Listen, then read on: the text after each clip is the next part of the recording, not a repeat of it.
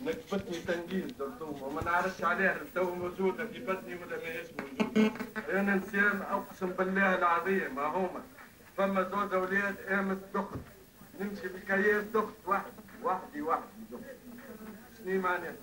أنا كان سميكم أنواع الدويات يعطيني كل طبيب نمشي له يعطيني دواء أقسم بالله ما أنت الأول ما تهدي في راحة. بشر حيط دخل فيا حيط عطيت ربي ريتوه حيط مش بشي بعد عليك راهو بتجيب تمشي قدام حيط ماهوش باش يخليك كالثنية باش تتعدى عليها بشر عايشتوه على البركيزون اقسم بالله عايش على دواء العفاف يعني ساعة عليه. حبينا نحطوا حكاية رضا بدون رتوش وبدون نقص، وسواء رضا حرق روحه ولا حرقوه لازم نداويهم. اللي شفناهم في حلقة الهوم هم